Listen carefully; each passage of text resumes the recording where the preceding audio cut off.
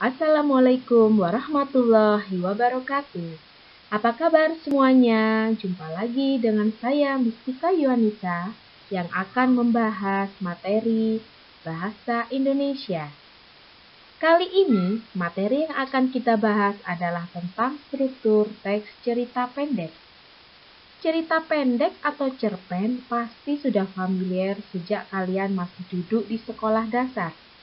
Beragam cerita pernah kalian baca di buku, majalah, tabloid. Namun, apakah kamu tahu apa sih perbedaan cerpen dengan cerita lainnya? Mari kita simak pembahasannya pada video ini untuk lebih dapat memahaminya. Materi ini berdasarkan tujuan pembelajaran adalah peserta didik mampu mengembangkan ide dalam menulis cerpen secara kreatif. Sebelum masuk pada pembahasan, apakah kalian sudah punya gambaran apa sih itu cerita pendek? Apakah kalian tahu cerita pendek itu apa? Pernahkah kalian membacanya? Di mana dan apa saja judulnya? Apakah kalian juga pernah menulis sebuah cerita pendek? Dan tahukah tahapannya? Mari kita simak pembahasannya secara detail.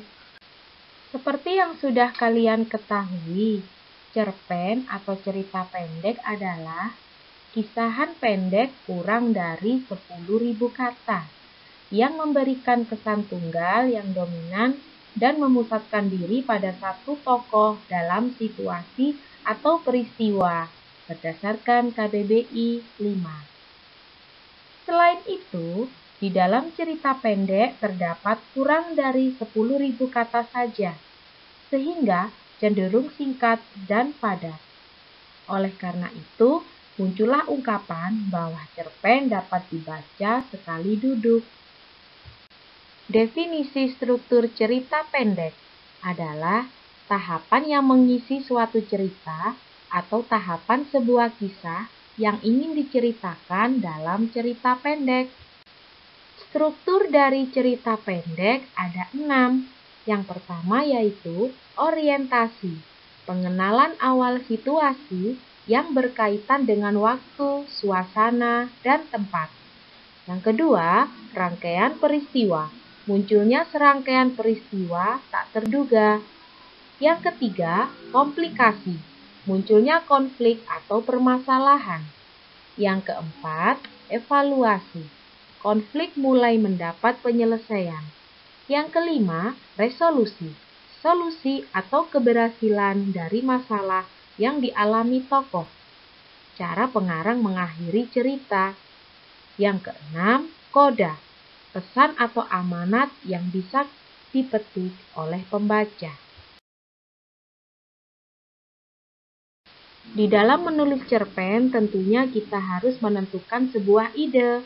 Ide apa yang akan kita buat dalam menulis, dan apakah itu ide? Ide adalah hasil dari pemikiran atau rancangan yang tersusun dalam pikiran.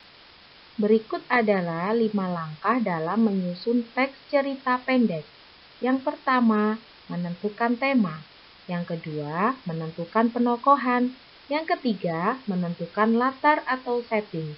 Yang keempat, menulis garis besar cerita atau mengembangkan ide. Yang kelima, menyajikan cerpen dengan alur yang menarik.